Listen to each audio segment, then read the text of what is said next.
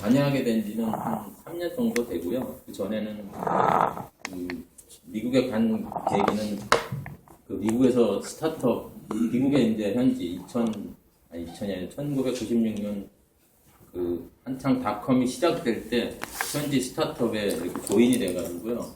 제가 조인된 이유는 딴 게 없고, 이제 그 회사가 반도체 설계 소프트웨어를 만드는 회사였는데, 우연히 제가 그 친구들이 삼성에 그 솔루션을 팔려고 하다 보니까 이제 제가 어떻게 보면 그쪽 한국 담당 마케팅 영업 쪽으로 이렇게 가게 돼가지고 이제 가서 한 6개월 정도를 일을 했는데 그 회사가 다른 회사에 합병이 됐어요.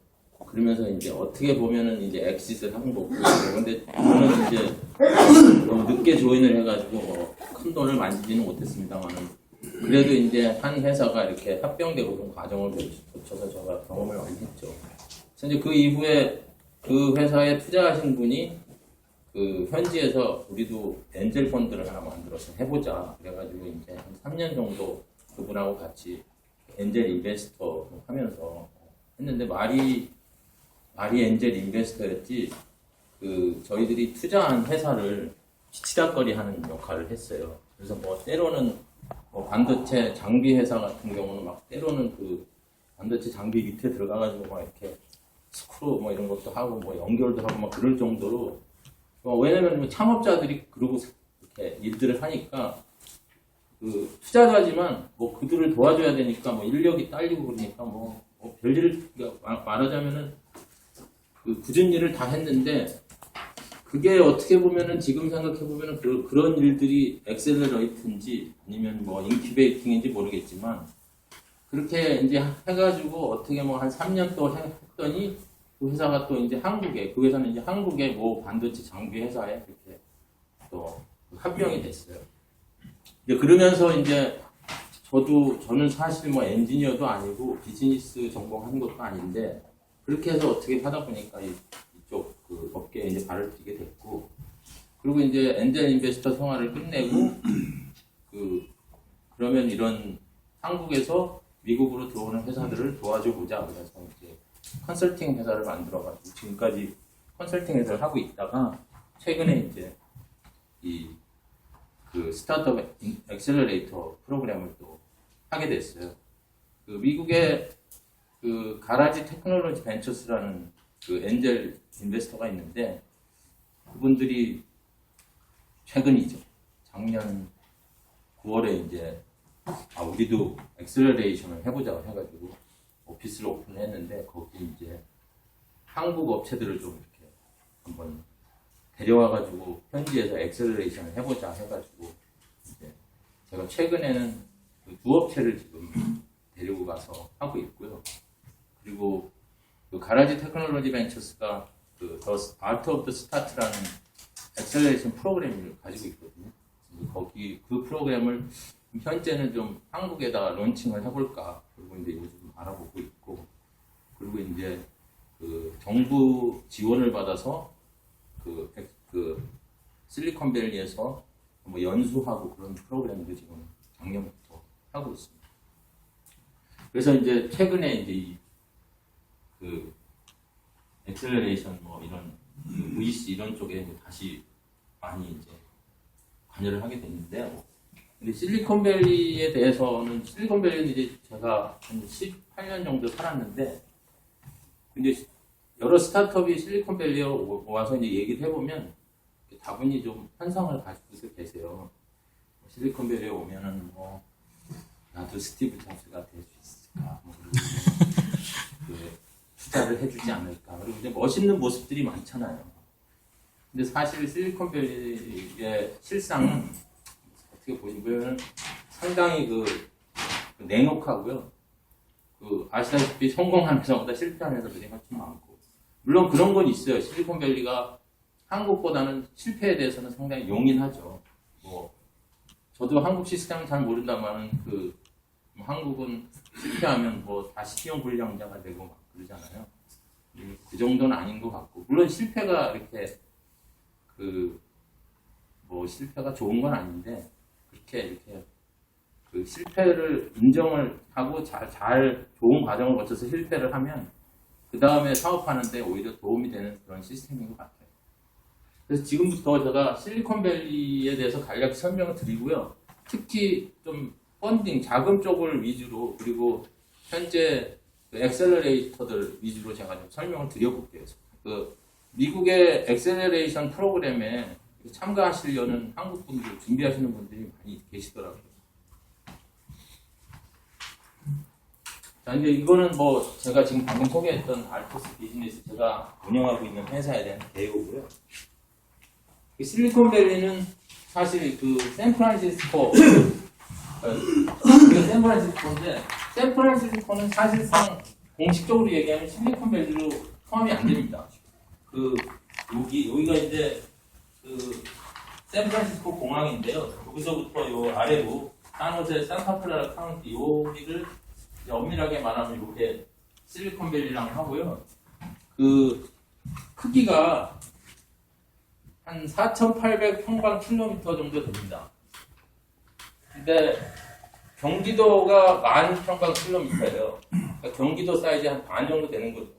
그리고 서울이 600평방킬로미터니까 한 8배 되나? 네, 8배 정도 되네요. 그리고 현지 그 인구는 공식적으로 뭐 290만 명 정도 되는데 뭐 비공식적인 인구까지 합치면 한 300만 명이 넘을 것 같고요.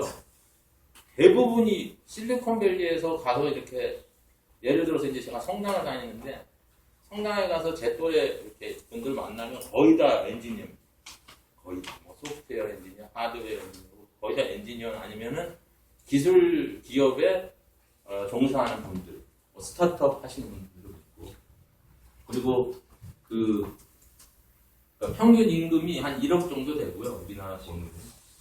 그리고 아시아 인구가 한 30% 되는데 중국하고 인도 분들이 많습니다. 중국하고 인도 분들이. 물론 뭐 엔지니어링 하시니까 그분들이 많다는 거고.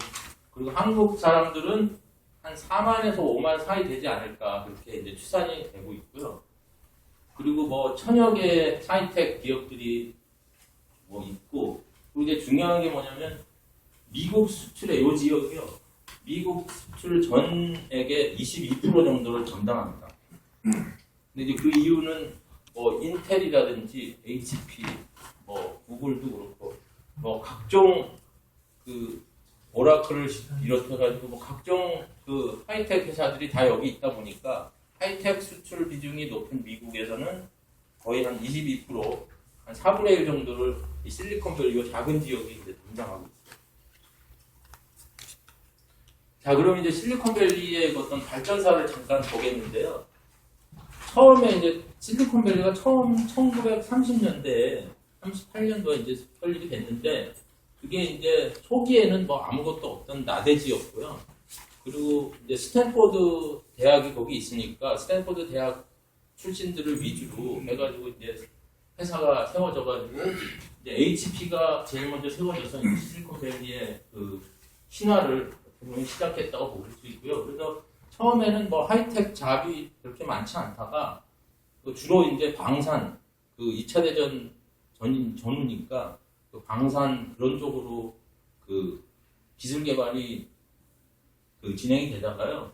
그리고 이제 한 50년대 말에 들어오면서 이 트랜지스터, IC가 개발되면서 이제 사실상 실리콘밸리의 아버지 회사라고 하는 저 페어차일드가 생겨났고요. 페어차일드 반도체가 뭐 지금도 이제 뭐 한국에 지점도 있고 그런 것 같은데, 그래서 거기서 이제 페어차일드 출신들이 뭐 인텔도 만들고 몇 개 그 반도체 회사들을 만들어가지고 이게 확장이 됐고요. 그리고 이제 뭐 70년대 들어서 그 잘 아시는 애플, 뭐 지금은 없어졌지만 실리콘 그래픽스 이런 회사들, PC 위주의 회사들이 그 있다가 이제 네 번째로는 인터넷 붐이 일어나면서 그 뭐 넷스케이프, 야후, 뭐 아마존 이런 회사들이 뭐 등장을 하게 되고, 최근에는 이제 모바일하고 SNS가 등장하면서 뭐 페이스북이나 그룹폰, 뭐 에버노트 이런 회사들이 지금 있어서 지금은 어떻게 보면은 그 5번째 그런 조류인데, 글쎄 모르겠어요. 6번째 조류는 어떤 게 될지 모르겠는데, 아무튼 이런 식으로 그 실리콘밸리가 발달돼 왔고요. 실리콘밸리가 발달하는 데는 이제 여러 가지 요인이 있는데 그 실리콘밸리에 이제 뭐 엔지니어든 어떤 사업자든 간에 이제 아이디어를 가지고 오면 그 아이디어를 실현화시킬 수 있는 어떤 R&D 기반이 있고요. 물론 뭐 스탠포드하고 버클리 대학이 버티고 있지만 공대가 이제 그런 쪽으로 이제 서포트가 되고 거기에 이제 그 펀드들이 몰렸고요. 그리고 이제 양질의 그 인력들, 특히 엔지니어들이 거기 많고, 그리고 이제 그거를 뒷받치는 어떤 뭐 법적인 인프라 이런 것들이 다 갖춰져서 이게 어떻게 보면은 하나의 에코시스템으로 돌아가는 것 같아요.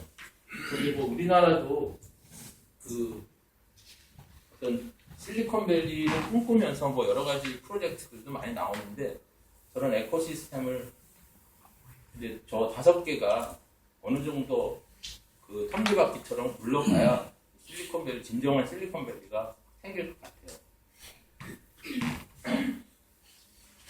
자, 그럼 실리콘밸리에서 활동하는 그 회사들의 이 펀딩을 어떻게 할까? 그런데 의외로 자기 돈은 안 듭니다. 13%밖에 안 돼요. 자기 돈 갖고 설립하는 회사들.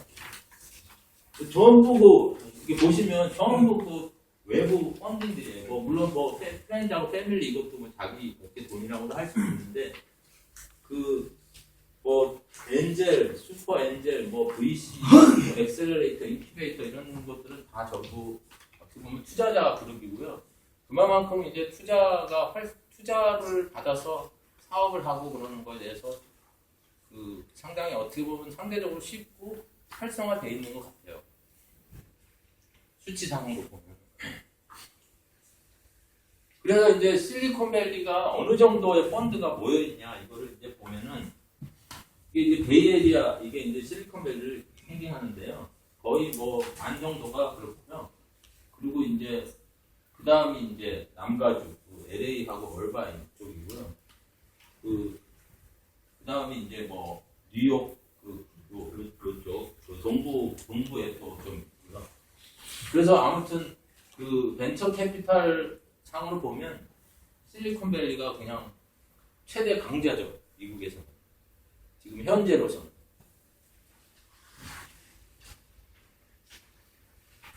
그리고 이거는 이제 아까 이제 그걸 했는데 아까 그걸 이제 약간 그래프로 만든 건데요. 그 전체 펀딩 되는 거에 60% 이상이 실리콘밸리 벤처 캐피탈에서 이루어져요. 그러니까 전 세계에 있는 하이텍 회사들이 전부 실리콘밸리로 달려오는 게 어떻게 보면 이제 뭐 이 현상만 봐도 무리는 아니죠. 60% 이상을 지금 실리콘밸리 전체 VC 펀딩에서 60% 이상을 실리콘밸리가 감당을 하고 있습니다.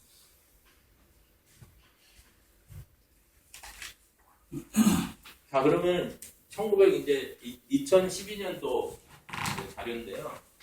그 파이낸싱에 대한 벤처 캐피탈 실리콘밸리의 벤처 캐피탈 파이낸싱에 대한 결과를 이제 한번 보고 보면은 112억 불이죠. 112억 불 정도가 총 이제 투자가 됐는데 그 이제 업체별로 이제 투자를 했을 텐데 그 업체의 그 가치 밸류에이션을 얼마를 평균적으로 받았을까 보면은 한 1,800만 불 정도 회사마다 한 우리 돈으로 하면 200억 정도 되잖아요. 200억 정도의 밸류에이션을 받은 거고요. 그리고 펀딩 미디언 펀딩 사이즈는 얼마나 될까? 평균 한 40억? 그러니까 370만 불이니까 40억 정도 된다고 보시면 되고요. 그리고 이 중에 2012년도에 IPO에 간 회사는 16개였고요. 그리고 그 IPO 상 밸류에이션은 어떻게 받았냐 하면은 7,800만 불. 한 850억 정도 받은 걸로 나타났어요. 그리고 M&A가 이루어진 것만 해도 한 128개 정도 되고, 그 M&A 가격, 회사 가치는 한 400만 불. 그러니까 어떻게 보면은 가장 이런 어떤 활동이 가장 그 활발한 지역이 실리콘밸리라고 보시면 되겠습니다. 펀딩 사이드는 식당 어마운트하고 펀딩 사이드는 이거요. 이거는 전체 벤처 실리콘밸리에 있는 벤처 캐피탈이 투자한 금액입니다. 11년 전체 그 펀딩 펀딩을 다 합친 거. 근데 이제 펀딩을 다 합친 거에 펀딩된 기업을 나눈 게 이제 평균 평균 그 투자 금액이 1,800만 불이에요.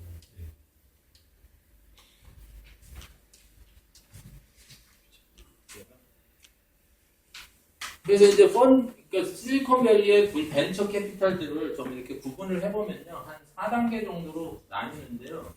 이게 뭐 얼리 스테이지에서 뭐 프리 IPO까지 이제 나오는 거고요.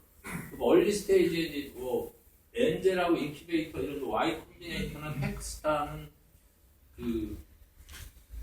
그거죠. 이제 자기들이 엑셀러레이션 프로그램을 가동해가지고 거기서 이제 졸업을 하고 그 중에 사업성이 있다고 판단이 되면은 이제 시드 펀드를 해가지고 이제 다음 스테이지로 넘어가서 이제 비즈니스를 할 수 있게 이렇게 만들어지는 건데, 지금 이제 요 프로그램에 한국 분들이 상당히 관심 많고요. 우리나라도 이제 이런 저런 프로그램을 좀 도입을 하려고 많이 지금 움직임이 있습니다. 그래서 최근에 이제 모 회사가 Y 콤비네이터 프로그램에 들어갔다고 하는데, 사실 그게 이제 그 자체도 이제 뉴스가 우리나라 최초로 들어간 것 같은 이제 뉴스가 되고는 있는데, 작년에 Y 콤비네이터 프로그램에 들어간 회사가 한 400여 개 됩니다. 400여 개 되고요. 물론 이제 그 400여 개도 그냥 뭐 아무나 받아주는 게 아니고요. 상당한 어떤 까다로운 절차를 거쳐서 심사를 거쳐서 400여 개를 받아서 Y 콤비네이터가 하고 있는 그 프로그램에 일정 기간 뭐 6개월이면 6개월 이렇게 돌린 다음에 그 다음에 이제 그 중에 이제 뭐 중간에 이제 버려지는 회사들도 있고요. 버려진다는 폰이 그런데 이제 드랍되는 회사들이 있고, 마지막에 졸업을 그 과정을 다 맞춰가지고 졸업을 해서 Y 콤비네이터가 일정 부분 뭐 적게는 2만 불에서 많게는 10만 불 정도 투자를 해가지고 이제 다음 스테이지에 갈 수 있게, 그러면서 이제 Y 콤비네이터가 10만 불 정도를 투자하면 이제 거기에 이제 일부 외부 엔젤들이나 그 Y 콤비네이터 내부의 그 패널, 그러니까 이사로 있는 엔젤들이 약간의 그 추가적인 투자를 해줄 수가 있어요. 그러면 이제 뭐 투자장을 모으면 뭐 예를 들어서 뭐 외부 엔젤이 뭐 한 30만 불 했다 그러면 한 40만 불이 되겠죠. 근데 그걸 가지고 이제 비즈니스를 만들어서, 근데 이제 Y 콤비네이터나 대부분의 그 엑셀러레이터는 그 지분을 그렇게 많이 차지를 안 해요. 뭐 많이랄 수도 있는데 거의 한 5%에서 한 7% 정도를 이제 하는데, 그게 말하자면은 어떻게 보면은 자기네 프로그램에 와서 자기네 이렇게 멘토링 해주고 뭐 도와주고 이런 거에 대한 어떻게 대가를 할 수도 있고요. 그래서 상당히 이제 좋은 조건에 이제 회사 그 주식을 이제 가질 수 있는 권한을 갖는데, 그렇게 해서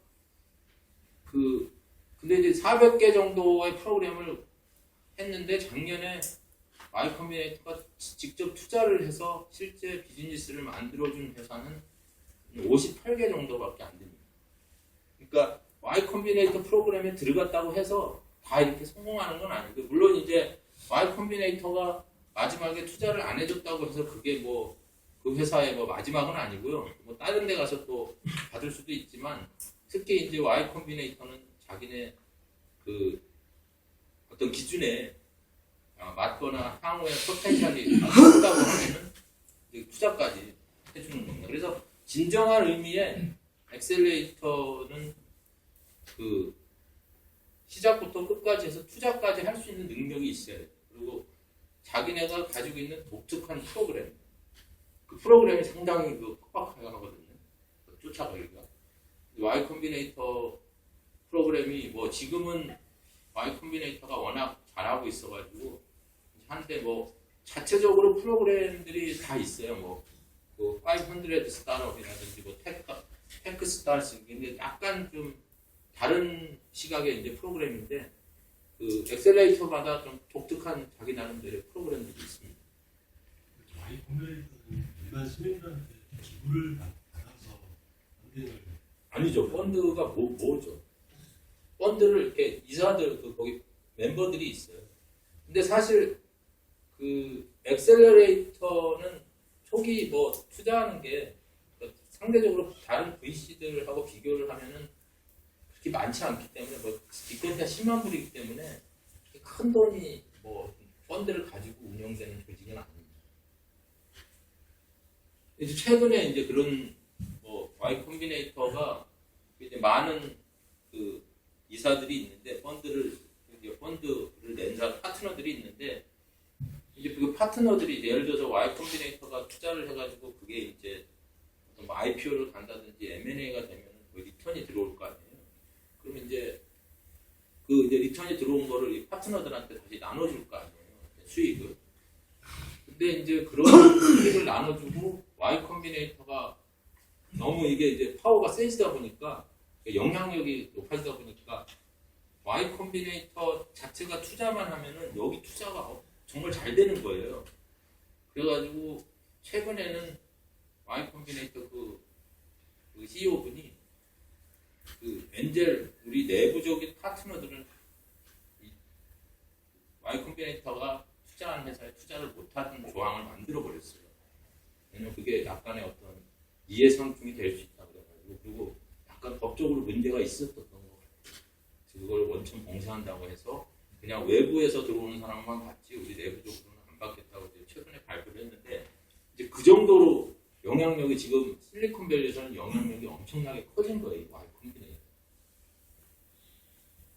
그리고 이제 두 번째 이제 뭐 이제 엔젤 이게 이제 엔젤인데요. 말하자면 이제 제 파트너기는 가라지 테크놀로지 벤처스, 소프텍 이런 회사가 엔젤인데 사실 요즘 미국의 엔젤들이 거의 다 이제 많이 줄어들었어요. 한때는 VC들의 전체 포션의 엔젤이 차지하는 비중이 한 60%까지 됐었는데 지금은 뭐 5%도 안 된다고 그러더라고요. 왜 그러냐? 전부 이로 넘어갔어요. 가라지 테크놀로지 벤처도 이로 넘어가려고 그러고요. 왜냐하면 엔젤 펀드는 보통 뭐 50만 불에서 뭐 1000만 불까지 이렇게 하는 사람들인데 뭐 때로는 뭐 몇천만 불도 하지만 하는 사람들인데 상대적으로 이 엑셀러레이션 사업에 훨씬 이거 그 엔젤들보다 사실 돈은 안 들고 리턴이 될 확률은 높고 그러니까 그 이쪽으로 많이 지금 돌아갑니다. 단지 그냥 뭐 세웠다 그래가지고 되는 게 아니고요. 엑셀러레이션은 자기 나름대로 프로그램이 있어야 되니까 이제 그런 고민들은 있겠죠. 그리고 이제 뭐 A 스테이지 펀드들이 있고요. 그리고 이제 뭐 시코야나 이런 쪽은 그 프리 IPO 가기 전에 돈을 넣는 게 대형 뭐 1억 불 뭐 이렇게 넣는 사람들이죠. 자, 그래서 우리나라 기업들 중에 투자받은 회사가 있나 한번 궁금해 하실 텐데요. 그 이런 회사들이 우리나라 그 회사들이 실리콘밸리에 있는 벤처 캐피탈한테 투자를 받은 회사들입니다. 최근에는 몇 개 이제 더 추가가 됐는데요. 그래서 뭐 그 이제 제가 그 한국이 어떻게 보면은 투자를 상당히 적게 해서 그렇지 투자 수익률은 높다고들 하더라고요. 그래서 최근에는 제가 이제 그 알던 VC 한 분은 그 미국 사람만 있는 벤처 캐피탈의 심사역으로 들어가서 본인이 여기에 나온 회사 중에 5개 회사를 한국에서 5개 회사를 투자를 했는데 4회사가 지금 여기 있어요. 그래가지고 그 양반이 거의 그 업계에서 한국 투자해가지고 엄청난 리턴을 준 거예요. 그 현지 VC한테. 그랬는데 최근에 이제 그분이 그 회사를 그만두고 나와가지고 본인이 펀드를 한 1,500만 불짜리를 만들어서 지금 이제 한국 쪽 기업들한테 투자를 했다고 했죠. 아무래도 그 성공에 비해서 보너스가 적었습니다. 남아가지고 그래서 해서 이제 그것도 이제 될 거고 뭐 근데 이제 한 가지 그런 건 전부 이 투자를 하는 분들이 그 VC에 속해 있는 한국 분들이 많아요. 한국 분들이 주로 투자를. 근데 그건 어쩔 수 없죠. 뭐 한국 사정을 잘 아는 분들이 한국에 투자를 해야 되니까. 근데 뭐 이런 지금 보셔도 알겠지만 한국에서는 상당히 성공적으로 비즈니스를 하고 있는 회사들이잖아요. 그래서 이제 아까 말씀드렸듯이 이제 그 엑셀러레이터들이 이제 그 요즘 어떻게 보면은 대세인데 제가 생각하기엔 이 대세가 한 1, 2년 더 갈 것 같고요. 그 다음엔 어떤 형태의 그 투자 그 행태가 나타날지 모르겠는데 지금은 아무튼 엑셀러레이터들이 대세입니다.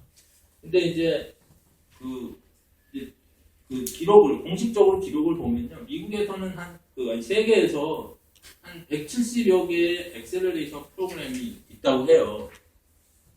근데 최근에 제가 어떤 신문을 봤더니 우리나라의 엑셀러레이터가 200개가 넘는다더라고요. 그런 뭐 통계가 있다는데 뭐 이 기준이 어떤 건지 모르겠지만 아무튼 그 세계적으로 제대로 된 엑셀러레이터는 한 170여 개가 있다. 이게 지금 얘기가 되고 있고요. 그리고 한 3,000여 개의 회사들이 엑셀러레이션 프로그램에 이제 들어가 있습니다. 전 세계적으로. 물론 이제 미국이 제일 많죠. 미국이 거의 대다수라고 볼 수 있고요. 그리고 그 중에 이제 한 155개의 회사가 엑시트를 했는데 그 엑시트 규모가 한 13억 불? 그 전체적으로 되고요. 그리고 이 중에 그 회사들이 받은 펀딩만 계산을 하면 약 26억 불 정도 된다고 해요.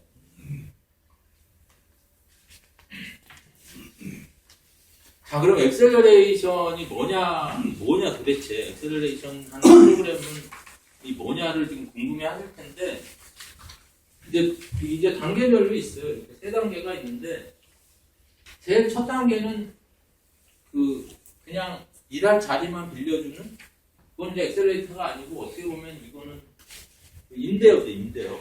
그 자리를 만들어 놓고 뭐 스페이스를 만들어 놓고 약간의 이제 서비스 뭐 리갈 서비스나 뭐 이런 것들을 해주고 그런 게 이제 저거는 그냥 단순하게 일하는 코워킹 플레이스로 보시면 되고요. 그리고 이제 인큐베이팅은 이제 아이디어를 갖고 실제 이제 회사를 하겠다고 이제 생각을 하면 인큐베이팅은 약간의 이제 회사 설립 자금 정도를 이제 대주고요. 그리고 이제 멘토분이 붙어서 현지에서 멘토해주고 그리고 이제 뭐 그 일정 기간이 지나서 니네들이 정말 그 아기가 인큐베이션에 나갈 것처럼 니네들이 어느 정도 이제 혼자 서바이벌 할 수 있으면 내보내는 그런 프로그램이죠. 그리고 이제 그때부터는 뭐 너희네들이 알아서 세일즈도 하고 뭐 펀딩도 하고 이렇게 해라 그런 거고 대부분 이제 그 주식으로 뭐 대가를 받는 그런 형태고요. 근데 요즘 그 관심을 갖고 있는 엑셀러레이터는 이제 포스트 인큐베이터 어느 정도 제품이 있고요. 가능하면 시장성이 검증된 거, 프로토타입 정도 있고 그런 거를 하는데 여기 나왔듯이 아주 까다롭게 이거는 골라야 될 그런 거고요. 그리고 이제 같이 오피스를 쉐어하면서 같이 같이 뭐 공간과 어떤 리소스를 같이 이용을 하고 그리고 이제 뭐 여러 가지 이벤트를 통해서 뭐 VC를 불러서 데모데이도 하고 막 이러면서 이제 하고 그 코스트는 이제 이때부터는 원슬리 피를 대부분 받아요. 월 뭐 얼마 정도를 받고요. 그리고 마지막에 투자할 때는 주로 그 지분을 받는 이제 그런 형태로 이제 운영이 되죠. 이제 한 가지 이제 그 독특한 점을 제가 느낀 게 있는데 미국 엑셀러레이터에 가면은 대부분 이런 모임들을 합니다. 자기 엑셀러레이션 프로그램에 속해 있는 그 엔지니어들이나 뭐 비즈니스맨들하고 이렇게 일주일에 한 번 정도를 해요. 저도 이제 집 근처에 있는 엑셀러레이터 모임에는 일주일마다 가는데 이제 한 예를 들어드리면 그 입장료를 한 5불씩 내요. 5불씩을 내면 그게 이제 저녁 식사값이에요. 저녁 식사값인데 5불을 내면 이제 그걸 모아서 이제 좋지 않은 사람은 그걸 뭐 샌드위치라든지 뭐 이렇게 간단한 먹을 거를 이제 비치해 놓으면 그날 자기가 생각하고 있는 사업이나 자기가 추진 중인 사업을 발표를 이제 하고 싶은 사람은 사전에 그 주체한테 이메일을 보내면 한 5분 정도의 시간을 줘요. 5분 정도에. 그러면 이제 그 행사장에 가면 한 10개 회사가 이렇게 쭉 써 있어요. 이렇게 1, 2, 3, 4, 5 이렇게 해가지고 회사 이름만 쭉 써 있어요. 그러면 이제 뭐 6시 반에 이제 모이면 한 30분 밥 먹고 7시부터 이제 한 회사씩 그 나와가지고 이제 발표를 시키거든요. 피칭을 하는 거죠. 그게 뭐 그 안에는 VC도 있고 그렇지만 대부분 이제 같은 동료라기 하기보다는 그냥 같은 그 엑셀 프로그램에 있는 사람들이고 때로는 이제 외부에서도 와서 듣기도 하고 그래요. 근데 저 같은 경우는 이제 외부인인데도 그냥 그 신청을 하면 이런 식으로 이제 들을 수 있거든요. 그러면 이제 발표를 막 합니다. 근데 제가 이렇게 듣고 있다 보면은요, 야, 쟤는 저런 얘기까지 해도 되나? 그럴 정도로 아주 세부적인 얘기를 해요. 저런 얘기, 저거는 제 그 사업의 근간인데 저런 얘기를 왜 하지? 막 그런데 다 해요, 진짜. 다 까발려 놓고 그러면은 또 웃긴 게 이렇게 어떻게 보면 경쟁자들인데 그런 친구는 또 자기가 또 제안을 해요. 너 그렇지 말고 이렇게 한번 해봐라.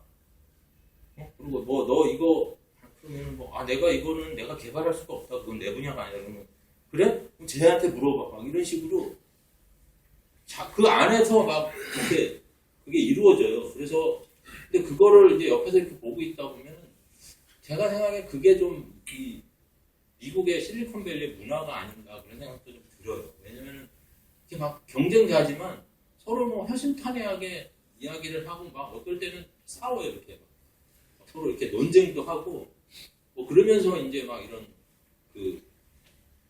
뭐 별걸 가지고 나와가지고 다 발표를 해요.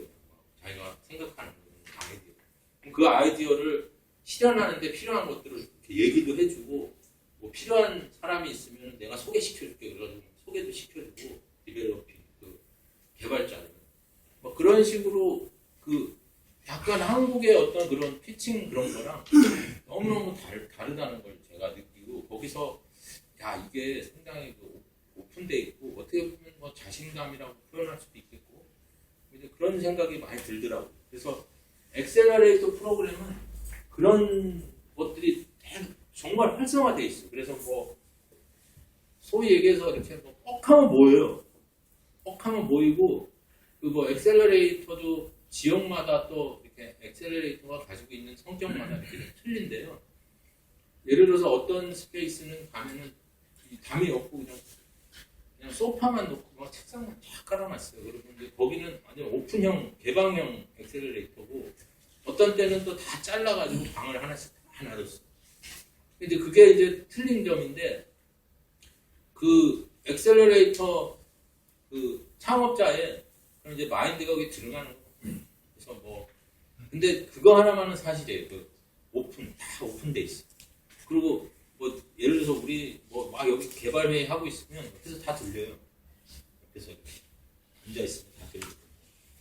그런데 그런 가운데서 어떻게 이렇게 막 누가 치고 나가냐 실행력을 갖고 그거에 대한 관건을 갖고 그 자기가 생각하는 비즈니스 모델이나 자기가 생각하는 어떤 거에 대해서 이렇게 막 얘기하고 뭐 이런 꺼리지를 않더라고요.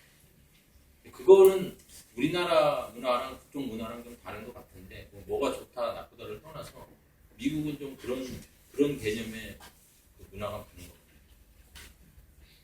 여기 있는 사람도 엑셀러레이터 모임에 있어요.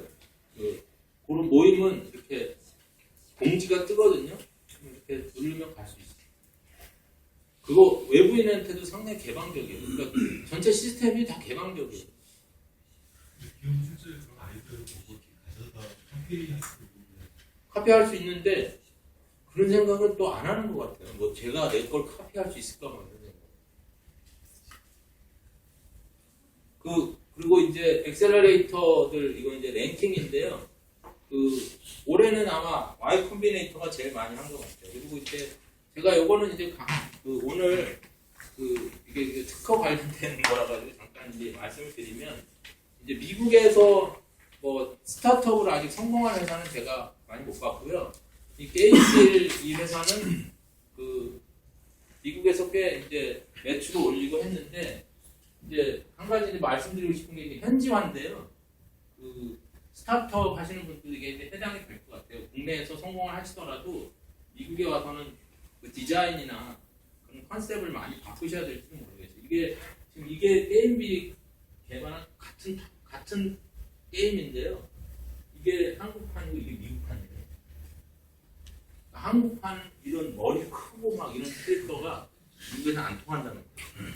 이렇게 좀 약간 그 실질적인 캐릭터로 바뀌어가지고 이 친구들이 게임빌 USA가 그 CBS 스포트라인의 공식 게임으로 해가지고 매출의 4분의 1 정도를 미국에서 올리고 그런 성공을 거둔 적이 있고요. 그리고 이제 한 가지 더 얘기하는 건 이제 다날이라는 회사가 있는데 이 회사는 이 다날이라는 걸 모르잖아요, 미국 애들은. 그러니까 이름을 빌트 모바일로 바꿨어요. 모바일로 바꿔가지고 여기도 지금 4개 메이저 그 모바일 회사에서 쓰고 있고 현지에서 약 그 900만 불 이상 펀딩도 받았고. 근데 이제 실리콘밸리가 지금까지는 다 좋은 얘기를 드렸는데 이게 그 죽음의 계곡이 될 수 있다는 거 말씀드리고 싶고요. 그리고 아직까지 그 옛날 그러니까 그 닷컴 시대 정도까지도 아직까지도 실리콘밸리가 그렇게 막 큰 그 호황을 누리는 것 같지는 않아요. 아직도 그 불황의 어떤 그런 시기를 거치고 있는 것 같고요. 그래서 뭐 잘 아시겠지만 다이얼패드나 싸이월드는 미국에 와서 한국에서 상당히 성공을 거둠에도 불구하고 미국에 와서 별 이렇게 성과를 못 보고 어떻게 보면 투자까지 받고 막 이랬는데도 실패했죠. 이거는 그 실패한 사례 중에 이제 하나로 제가 이제 소개를 시키는 거고요. 그래서 이제 마지막으로 말씀드리고 싶은 것이 이제 실리콘밸리가 아직 그리 이렇게 그 리커버, 그러니까 회복이 완전히 된 것 같지는 않고요. 그리고 한 가지 제일 이제 중요시 생각하셔야 될 게 실리콘밸리는 그 시장의 극히 일부예요. 미국에 가셔서 글로벌 스타트업을 하시는 데 있어서 미국의 시장을 보신다면은 실리콘밸리는 요만한 점이거든요. 그러니까 전체 시장 자체를 보려면은 미국 전체를 봐야 된다는 걸 말씀을 드리고 싶고 실리콘밸리에 와서 뭐 모든 게 다 해결이 되겠다는 생각은 좀 금물인 것 같아요. 그리고 실리콘밸리는 특수한 지역이기 때문에 그 실리콘밸리에서 뭐 기술 개발하고 펀딩 받고 이런 건 좋은데 미국의 시장 자체는 밖에 있다는 거를 항상 염두에 두셨으면 좋겠어요. 그리고 항상 말씀드리는 게 거기서 비즈니스 하는 거는 상당히 비싸고요. 그리고 그 거기 가면은 미국 한국에서 아무리 성공했더라도 거기 가면은 이제 영어로 하면 노바디고 뭐 아는 사람도 없고 거기서는 이제 처음부터 시작하는 생각을 하셔야 되고 그리고 이제 영어에 대한 어떤 배리어를 또 넘으셔야 되고 그리고 이제 상당히 효율성을 강조하기 때문에요. 그 숫자 위주로 평가를 하고 그래요. 회사 평가를 할 때 그런 것들 그리고 인큐베이터나 엑셀러레이터가 상당히 냉정하다는 거예요.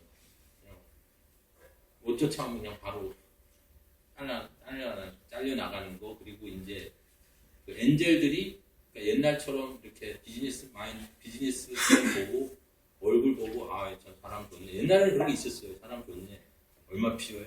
이렇게 돈 넣어주고 그런 엔젤들이 꽤 있었는데 지금 거의 없어진 것 같아요. 그리고 마지막으로 말씀드리고는 여러분들이 비즈니스 하고 그런 섹터가 있으면 이거는 거기 없을 거예요. 제가 새로 넣은 건데 그 실리콘밸리가 전부가 아니라는 걸 말씀드리고 싶고요. 특히 게임하는 회사들은 제 생각에는 남가주, LA나 얼바인, 샌디에고 쪽을 생각해 보시는 게 좋을 것 같고요. 그 컬처가 조금씩 틀리기 때문에 그런 것을 고려해서 만약에 미국 시장에 진출하실 때 그런 점을 고려해서 좀 해주셨으면 좋겠어요. 너무 실리콘밸리로만 달려가지 마시고 다른 쪽도 한번 생각을 심도 있게 해보시는 게 좋을 것 같아요. 이 슬라이드는 제가 나중에 공유해 드릴게요. 그리고 이제 이건 마지막, 진짜 마지막인데, 요 내용들은 이제 미국에 들어오실 때 한번 좀 이렇게 한번 생각해 보시는 내용들이 될 것 같아요. 근데 뭐 요는 그겁니다. 제 생각에는 정말 미국에 들어오고 싶으시면 일단 준비를 좀 많이 하시고요. 한국에서 들어가기 전에. 그리고 이런 파트너도 중요한데 제 생각에는 CEO가 가가지고 한 2년 죽도록 고생하겠다는 생각을 가지고 가시는 게 좋아요. 그런 생각을 가지고 가셔야지 그냥 뭐 대충 파트너 정해서 한다 이거는 성공 가능성이 낮습니다. 그래서 뭐 아시다시피 뭐 해외 외국 회사가 실리콘밸리에 와서 성공한 케이스들이 있는데요. 뭐 스카이프라든지 요즘 하는 스포티파이라든지 이러는데 그 면면을 보면 CEO가 와서 정말 죽도록 했어요. 핀란드 CEO인데 와가지고 죽도록 해가지고 현지에서 막 터지고 이러면서 현지 인원들하고 같이 막 뭉쳐가지고 성공을 이루어낸 거니까 그냥 그런 식으로 대충 파트너 정해가지고 하신다는 생각 마시고 그냥 직접 CEO가 가서 한 매년 고생하겠다는 생각을 하시면 좋을 것 같아요. 네, 뭐 짧은 시간에 너무 많은 얘기를 했는데 아무튼 감사드리고 어떻게든 간에 빨리 미국에 와서 성공하는 케이스가 좀 있었으면 좋겠습니다. 네, 그리고 뭐 도움이 필요하시거나 그러면 뭐 연락을 한번 주십시오. 네, 일단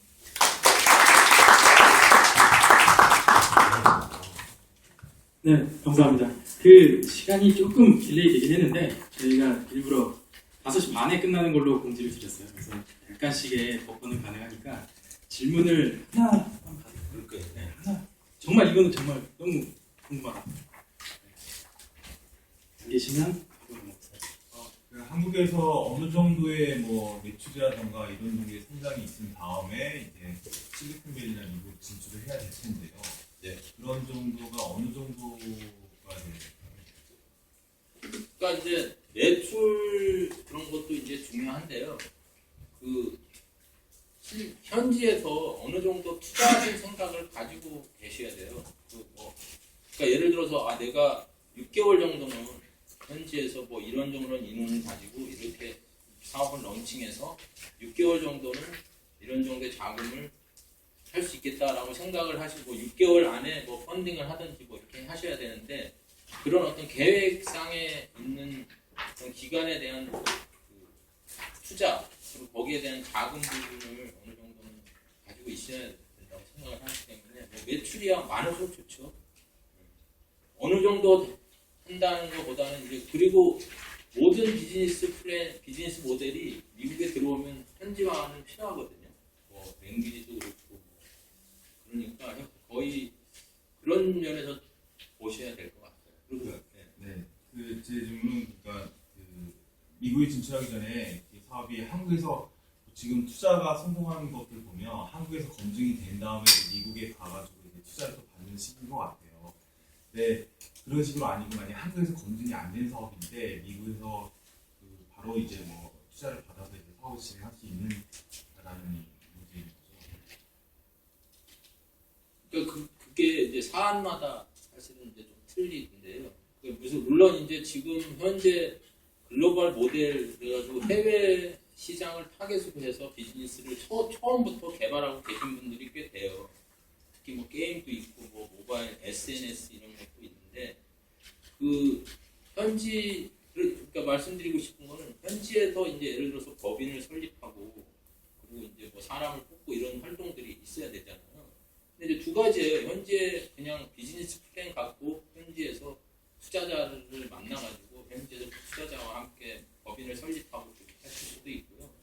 그리고 아니면은 일단 뭐 일정 부분 투자를 해서 법인을 설립하고 나서 투자자를 만날 수 있고 뭐 프로덕트를 런칭하고 나서 투자자를 만날 수 있고 그거는 개인마다 좀 틀린데요. 비즈니스 모델을 좀 연구를 해봐야죠. 뭐라고 좀 말씀드리기 전에 공동적으로 말씀드리기 전에. 감사합니다. 네,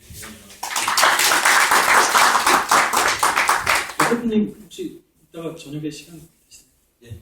네, 그러면 더 궁금하신 점은 이따가 저녁 식사하시면서 여쭤보시면 좋을 것 같습니다. 네, 두 번째 시간은 우리 그 로아 컨설팅의 그 마케팅 혁신랩 소장님이신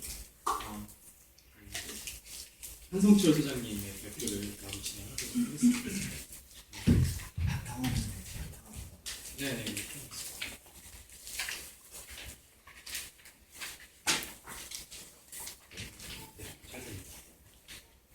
네, 반갑습니다. 한성철입니다.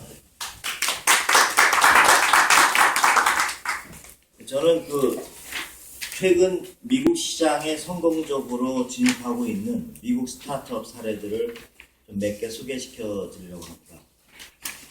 제가 미국 스타트업 사례들을 좀 살펴보고 좀 분석하고 추적하다 보니까 어떤 생각했냐면 이 사람들이 그냥 무에서 유를 창조하지는 않았을 거다. 최소한 큰 방향 하에서는 뭔가 좀 롤모델이 있지 않았냐. 그런 생각을 하고 좀 많이 찾았다 보니까 저는 큰 방향은 결국은 미리 이미 시장에 진입해서 성공적으로 성공한 그러니까 위대한 창업가죠. 스타트업 고수들의 어떤 직접 혹은 간접적인 핵심 포인트에서 그런 방향을 찾을 수 있지 않을까 하는 생각을 했습니다. 그래서 저는 이제 스타트업 7인의 고수를 선정해서 그 고수의 어떤 핵심 전략을 스타트업 성공 7법칙이라고 명칭하고 그 법칙 하에 시장에 성공적으로 진입하고 있는 신생 스타트업 사례들을 법칙당 하나씩 소개를 해드리겠습니다. 시간상요.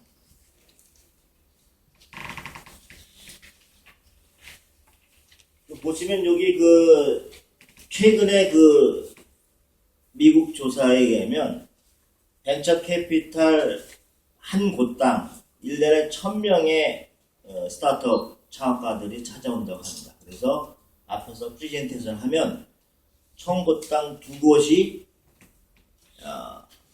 선택이 돼서 투자를 받는 거죠. 그럼 선택된 곳이 10곳이라고 치면 그 10곳이 론칭을 해서 한 곳만이 어느 정도 수익을 낸다고 한다. 곱해보면 굉장히 확률이 적죠. 그런데 어저께 자료를 보니까 이건 수익을 내는 거고 성공했다고 하는 그런 확률은 30분의 1이라고 합니다. 1000분의 2 곱하기 30분의 1이 성공한다는 거죠.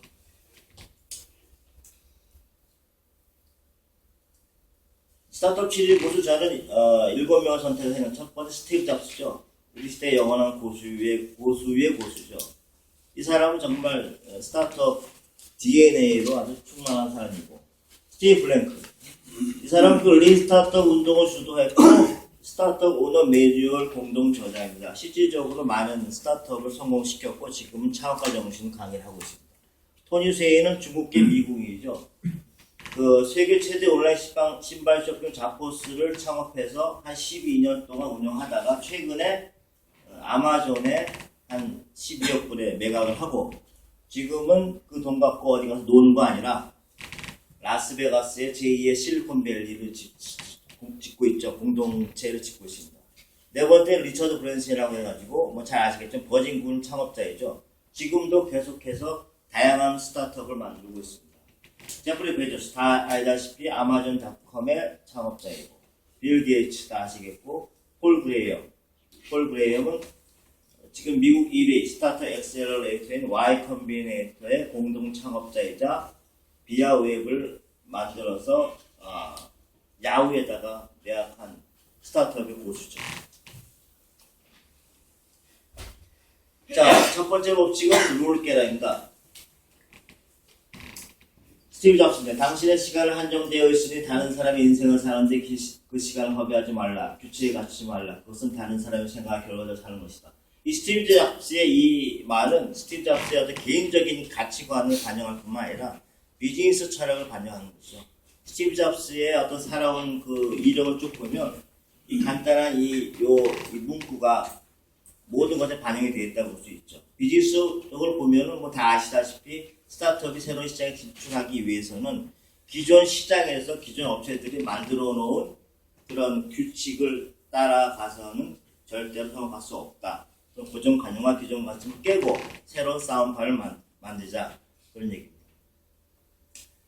사례를 보면 프라이트카를 말씀드릴 수 있겠습니다. 프라이트카는 작년 2월에 하버드 1학년 중퇴자하고 프린스턴 중퇴자, 그리고 MIT 중퇴자 3명이서 만든 스타트업입니다. 어떤 스타트업이냐 하면은 공항에 세워놓은 자동차를 고객간 서로 빌려주고 빌리게 하는 이런 렌트 서비스입니다. 프라이트카의 그 창업자가 처음에 이제 질문한 것은 뭐냐면 이런 얘기죠. 이런 어떤 파괴적 질문이 나온 게 뭐냐면 그 미국 샌프란시스코 공항에서 주로 이제 다른 지역으로 여행하거나 출장 가는 사람들은 주로 이제 일반적인 관습이 자동차를 몰고 공항 주차에 세워놓고 그래놓고 비행기를 타고 다른 지역 가서 거기에서 허츠나 에이비스의 렌트카를 타고 여행이나 출장하다가 돌아와서 거기서 렌트비를 지급하고 비행기 타고 와서 공항에 세워놓은 주차비를 냅니다. 하루에 한 18불 정도죠. 그러다 보니까 비행 요금보다 공항 주차비하고 렌트비가 엄청나게 비쌉니다. 거기에 착안해서 그럴물을 깨자는 얘기죠. 그래서 고객이 주차장에 세워놓은 자동차가 필요한 고객에게 빌려주게 그런 어떤 공항 주차장의 차를 대여를 중개해주는 서비스입니다. 그 서비스를 착안해놓은 겁니다.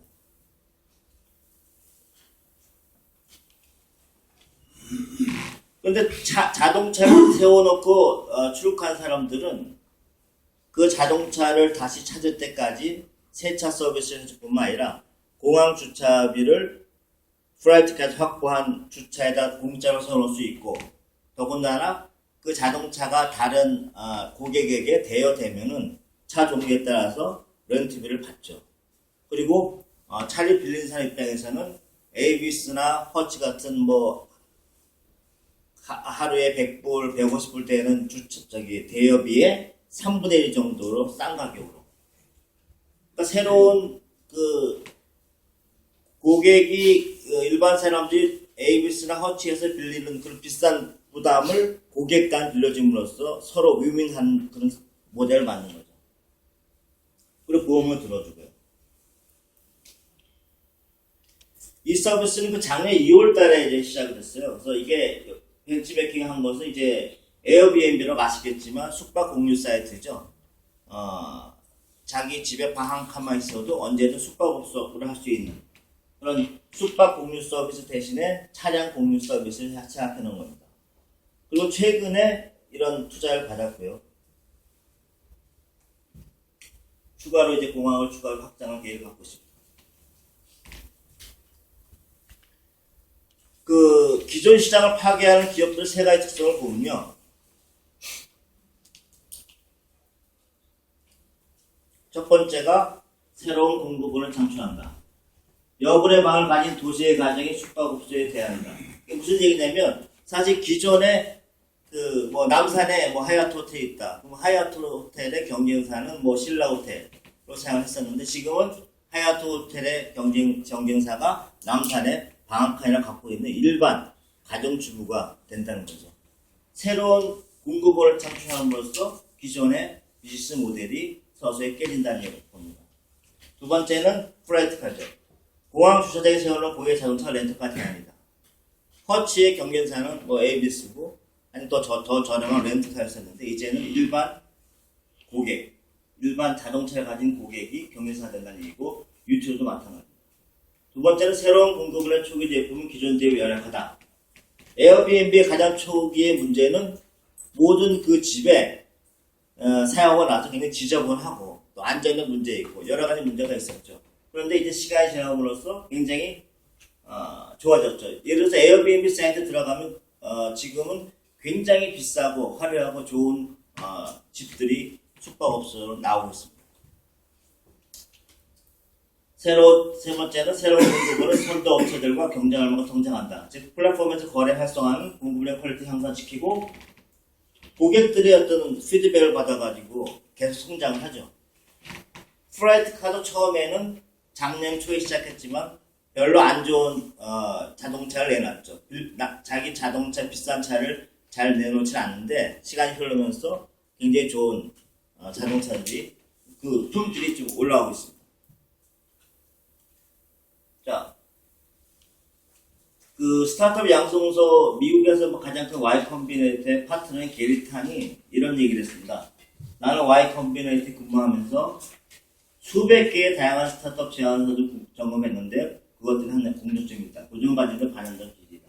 이 사람이 뭐냐면 중국계 미국인데 이쪽에 꽤 높은 임원입니다. 파트너는. 그래서 1년에 뭐 수백 개의 그 제안서가 오죠. 왜냐면 Y 컴비네이트에 들어가는 것도 하나의 입시 시험입니다. 왜 들어가면은 간단한 아이디어도 비즈니스화 시키고 그것도 모델화하고 마케팅 전략 짜주고 투자 벤처 캐피털과 연결시켜주고 또 좋은 거는 또 스스로 투자도 하고. 그런데 그거 다 조사해봤더니 첫째 고정관념에 대한 반영의 길이다. 두 번째 이 페이팔의 공동 창업자라는 사람이 그 요새는 그 스타트업이 투자를 많이 한다고 합니다. 이 사람이 이런 얘기했어요. 당신의 하라는 것에 대하여 대부분의 사람들이 X라고 믿지만 진실은 X가 아니다. 즉 스타트업을 하는 사람이 와가지고 얘기를 할 때 이 사람은 스타트업 할 만한 가치가 있다 하고 투자를 결정하는 것이 바로 이러한 자세를 가질 때. 즉 뭔가 한마디로 해서 좀 삐딱한 생각, 기존 생각과 다른 생각을 갖고 있는 사람들한테 투자를 한다는 얘기입니다. 자, 제가 생각하는 그 룰 넘버 2는 사회적 정의를 추구하랍니다. 스티브 브랭크라고 해서 이 사람이 에릭 리즈가 린 스타트업을 만들었지만 실질적인 가장 적극적으로 활동하는 사람이고 스타트업 오너스 매뉴얼이라는 책을 썼는데요. 창업가 정신은 마음속으로 반체제 사상을 형성한다. 실리콘밸리 선구자를 했던 것은 권력의 진실을 말할 수 있어도 그것을 처벌할 수 없던 사실을 수용한 문화를 창출한 것이다. 이것이 실리콘밸리를 위대하게 만드는 것이다. 이런 얘기를 했습니다.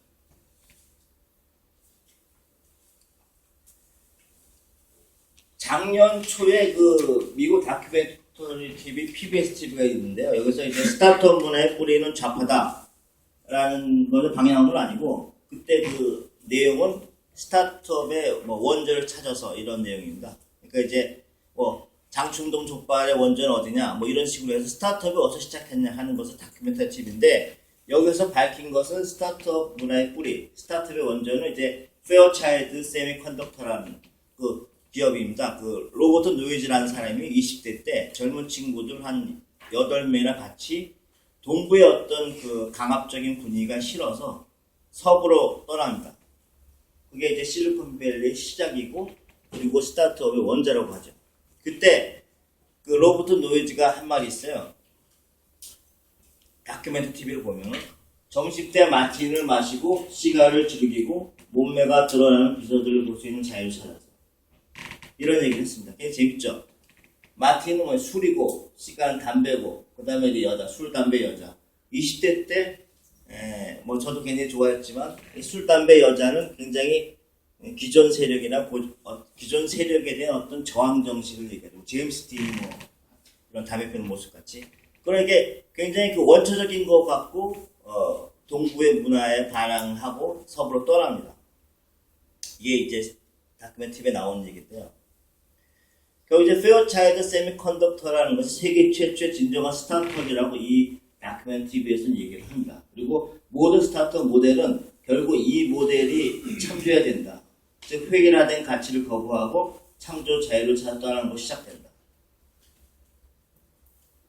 결국은 계급과 위계가 아닌 개방과 평등의 문화, 안정과 순응이 아닌 도전과 반항의 문화, 정장과 보수가 아닌 진과 혁신의 문화를 창출했다는 것이죠. 이게 스타트업의 원조다 하고 다큐멘터리에 나옵니다. 사례를 보면 그 체인지라는 사이트는 뭐냐면 이제 온라인 무료 탈원 사이트입니다. 온라인 무료 탈원 사이트예요. 이 온라인 무료 탈원 사이트가 나오게 된 계기는 이 창업가가 이런 질문을 던집니다.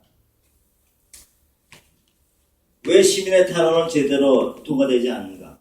미국에도 13% 미만이라고 합니다. 탈원했을 때 통과되는 그 확률이요. 미국이나 한국이나 똑같이 뭐 사회적 약자가 어떤 자신의 어떤 그 권리를 주장할 수 있는 곳이 별로 없다는 거죠. 근데 실질적으로 이 창업가가 이제 이 사이트를 창업하게 된 계기가 자기 형이 게이라고 어느 순간 밝혔다고 하더라고요. 근데 그 형이 한 얘기에 의하면 자신이 게이라는 것이 뭐 창피한 게 아니라 게이라는 얘기를 하고 자기가 편견받는 사실들을 얘기할 곳이 없다. 사람들이 너무 떠나간다. 그 얘기를 듣고 이 사이트 창업을 하게 됐답니다.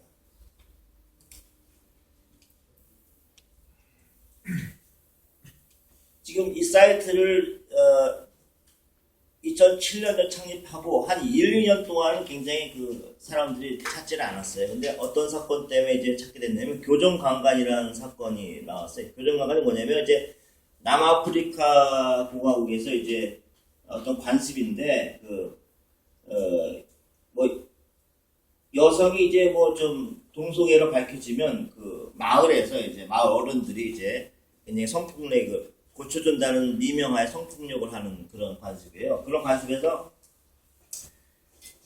이걸 당해도 뭐 경찰에 신고해도 아무런 반응이 없다고 합니다. 그래서 이 사이트에 올리고 나서 한 일주 만에 10만 명이 서명을 합니다. 그래서 엄청난 반항을 일으켜서 남아프리카 정부에서도 액션을 취하게 되는 거죠. 지금 엄청나게 컸는데 지금 이 사이트를 좀 벤처 캐피털에서 팔라고 많은 제의가 오지만 얼마 전에 선언을 했더라고. 자기는 팔지 않겠다. 자기는 끝까지 무료 탄원 사이트로 사회적 정의를 추구하는 사이트로 가겠다고 선언을 했습니다. 결국 이 사람에 의하면 우리 세대는 무관심하다고 비난받지만 무관심하다고 태어난 게 아니다. 사람들이 어떤 뭔가 행동을 하려고 해도 어떤 행동할 수 있는 방법이 없을까? 세 번째는 문화로 승부하라. 문화가 모든 것이다라고 주장하는 사람이 이제 토니 세이인데, 토니 세이는 당신이 강력한 문화를 가지고 있다면 당신은 강력한 브랜드를 가지고 있는 것이다. 이 사람은 그 브랜드를 만드는데, 소위 브랜딩이라고 하죠. 브랜딩을 하는데 어떠한 돈도 쓰지 않습니다. 뭐 하냐면 이 사람이 하는 것은 철저한 조직 문화를 만들어서 조직 문화를 퍼뜨리고 모든 직원들이 조직 문화를 움직이는 거에 중점을 두고 문화가 경쟁력이라고 생각하는 거죠. 예를 들어서 이 사람은 이 자쿠스에 들어가려면 처음에는 이제 능력 50%, 문화 50%인데 들어와서 좀 시간을 보내서 문화에 맞지 않으면 무조건 해고가 됩니다. 문화가 최우선이죠. 문화를 결국은 경쟁력으로 가지고 와서 문화를 통해서 생산력을 제고시키는 아주 큰 사례죠.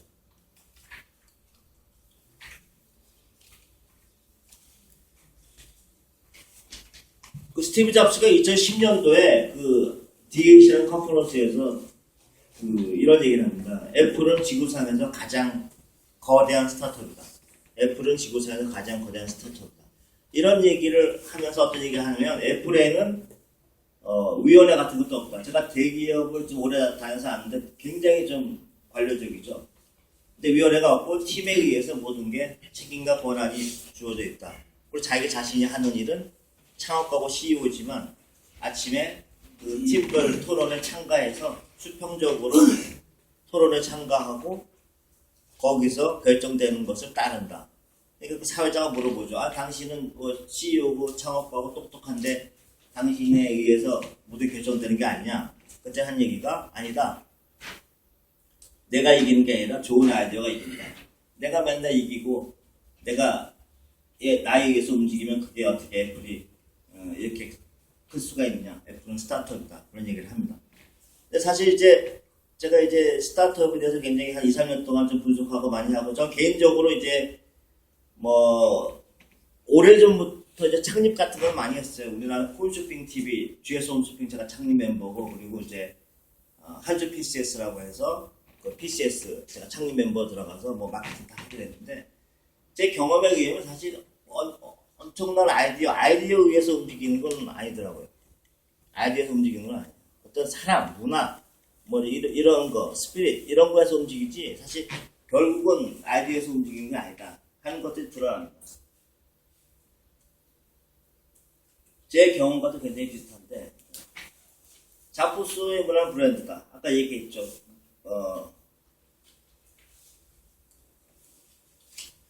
그 문화로 승부하라에 제가 소개시키고 싶은 사례는 이제 멜로 이노베이션이라고 소프트웨어 개발업체인데 이 멜로 이노베이션은 문화를 가지고 자체 혁신을 해서 생산성을 높여서 매년 초고속 성장하는 스타트업이자 그 문화를 대기업에 팝니다.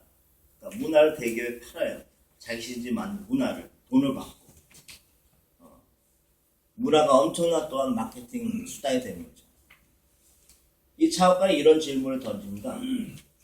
도서관 같은 적막한 사무실 분위기가 과연 생산적이냐? 그리고 두 번째는 팀워크를 극대화할 수 없는 혁신적 아이디어가 없을까? 보시면 알겠지만 이게 사무실이 아닌데 창고 같아. 큰 창고 안에 모든 직원들이 앉아 있습니다. 칸막이 아무것도 없어요. 개인별 고정자리도 없어요. 없습니다. 또 새로운 여기만 특별한 문화가 뭐냐면 짝으로 일하는 문화예요. 짝으로 일하는 문화. 프로젝트별로 딱 2명을씩 선정을 합니다. 뭐 좀 고참과 고참 아니면 고참과 실입, 뭐 실입관 그거는 이제 프로젝트별로 이제 창업가가 이제 선정하는데 2명이 선정하는데 두 명이 팀을 이루면서 짝으로 일하는데 컴퓨터 하나 그리고 마우스도 하나입니다. 2명이서 컴퓨터 하나 보고 마우스를 둘이서 서로 번갈아 가면서 붙어서 지내는 거예요.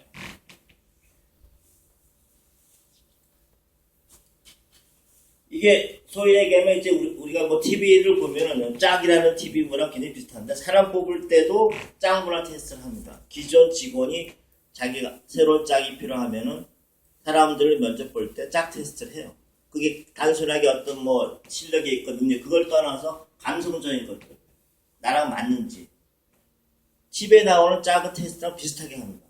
나랑 같이 붙어서 24시간 할 수 있는지 사실 우리나라 제가 회사도 많이 다녀봤지만 우리나라는 많이 이기주의가 돼 있어요. 미국은 굉장히 개인주의라고 하는데 이렇게 2명씩 붙어가지고 하루 종일 뭐 예를 들어서 긴 프로젝트 6개월 짧은 건 뭐 한 달 두 달씩 붙어서 할 수 있다는 엄청난 호흡이 필요한 거죠. 그걸 해요. 근데 이게 인류학적인 어떤 관점이 나왔다는데 굉장히 효과를 보고 있죠. 뭐 승진을 위한 모든 직원도 결국 짝으로 하고 현재 그 지속적인 최근에 엄청난 속도로 성장할 뿐만 아니라 수익의 5%는 문화를 전파한 수익입니다. 여기 보시면 이게 보시면 뭐 잘 크게 안 보이는데 뭐 나이 드신 분 서서도 2명이고 앉아서 2명씩 남녀 여기 뭐 동성간이 이성끼리 해서 철저히 2명씩 합니다. 2명씩 붙어서 프로젝트를 진행을 합니다. 이게 멜로 이노베이션에서 이제 개발한 경쟁력이라고 합니다. 그 멜로에서 일한 프로그래머가 이런 얘기했어요. 우리는 여러 문제에 대해 크게 잘 떠든다. 당신이 어떤 사람을 질문하고 나서 당신이 그 말을 꺼냈던 사람을 답을 발견한 적이 있는 이게 굉장히 더 중요한 얘기죠. 뭐 조직 생활을 많이 하다 보면 질문을 쉽게 할 수 있는 분위기냐 아니냐 그거에 따라 아웃풋이 달라졌죠.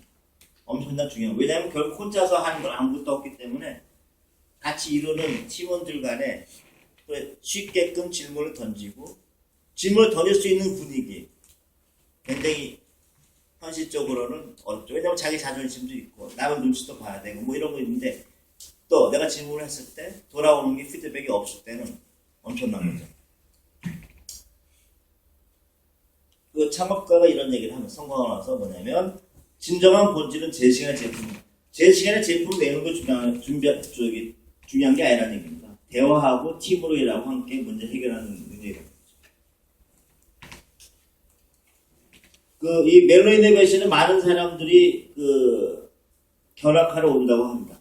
견학하러 오는데 굉장히 감동을 받는데 왜냐면 둘씩 소꿉장을 하듯이 놀이터에서 소꿉장을 하듯이 엄마 아빠가 같이 일하는 거 보고 너무 감동을 받아가지고 우리 아이도 보내고 싶다는 얘기를 합니다. 자, 네 번째입니다. 네 번째는 모험을 감행해라. 이 사람이 뭐 잘 아시겠지만 리처드 브랜슨이라고 해서 이 사람은 헬리콥터를 타고 이렇게 지내요. 엄청난 돈과 뭐 명예와 뭐 다 갖고 있는데 전 세계에서 풍선 타고 대서양을 횡단 시도했던 첫 번째 사람이죠. 떨어져 죽을 위험도 있었고 뭐 모터사이클 항상 개인적인 삶의 핵심 포인트가 모험이고 비즈니스도 무조건 모험입니다. 지금도 뭐 안정 위주로 기존 사업만 챙겨도 잘 살 수 있는데 계속해서 새로운 사업을 하고 개인적인 것도 계속 모험을 해요. 이런 사람이 이런 얘기 했죠. 당신이 성공하려면 위험을 감수해야 한다. 나는 허가보다 잘 용서를 구하겠다. 뭐 해도 돼야 허가를 하지 말고 일단 저지르고 용서를 구하라는 얘기죠. 용감한 스타트업이 국력을 이긴다. 스타트업은 이런 이점도 있습니다. 대기업이나 기존 기업보다 불리한 게 아니라는 얘기죠. 페이스북 창업자 마크 주커버그 이런 얘기 있죠. 가장 큰 위험은 위험을 회피하는 거다. 그러니까 위험을 회피하는 게 가장 위험하다는 얘기죠. 실패를 보장하는 것은 위험을 감수하지 않는 것이죠. 달러스 헤이브 클럽. 이 스타트업은 2012년도에 시작했는데 면도칼 배달 서비스입니다. 면도칼 배달 서비스. 이 사람의 비전은 전 세계의 남성 용품을 전부 배달하겠다는 거예요. 첫 번째는 면도칼을 시작하는 거예요.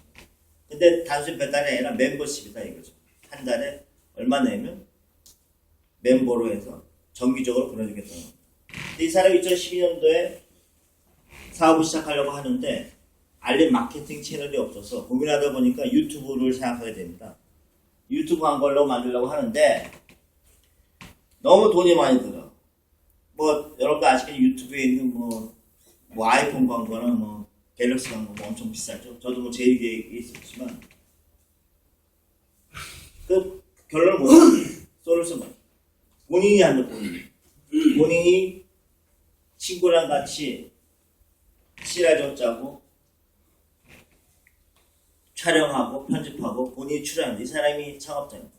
마이크 턴이라고 본인이 해요. 그리고 컨셉도 굉장히 뭐 고급스러운 거 이렇게 다들 하잖아요. 다 깨고 뻔뻔 컨셉으로 합니다. 결론은 뭐냐면 4,500분이 안 들었어요. 근데 2012년도에 1,000만 명의 돌파합니다. 2주일 만에 멤버 12,000명을 확보를 하죠. 광고 전문가나 마케팅 전문가들은 못하게 하죠. 무슨 뭐 일반인이 광고를 만들고 하냐, 출연하냐, 비싼 돈을 들여가지고 하라고 얘기하죠. 하지만 본인이 해서 성공을 하죠. 질문을 합니다. 아니 왜 이렇게 뭐 했냐 했더니 아니 우리 기업의 본질은 고객에 더 현명한 생활 방식을 제공하는 건데 필요 없는 것에 왜 돈을 써야 되냐. 마케팅 교수가 이런 분석을 하죠. 뭐 누가 떠들어도 대부분의 성공적 마케팅은 좀 그 DIY입니다.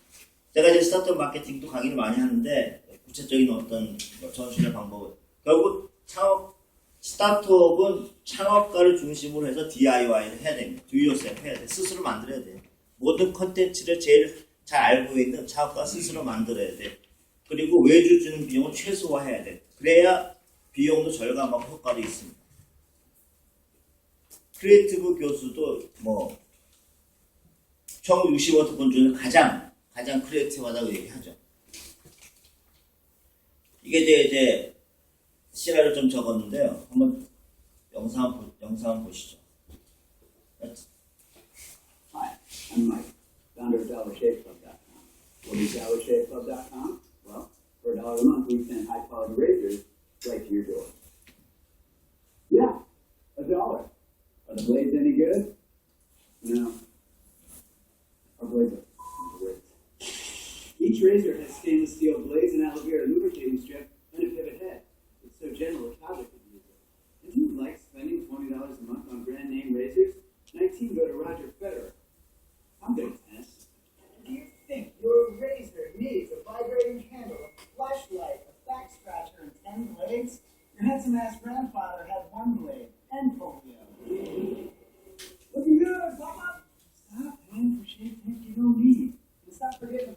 rates every month. Alejandro and I are going to ship them right to you.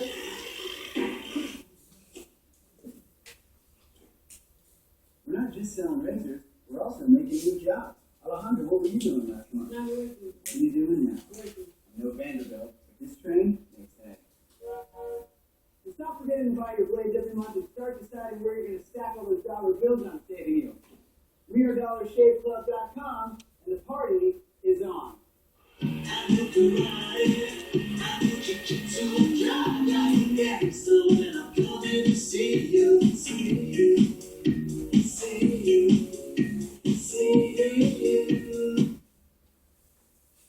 네, 다섯 번째는 사람들 신뢰 포트.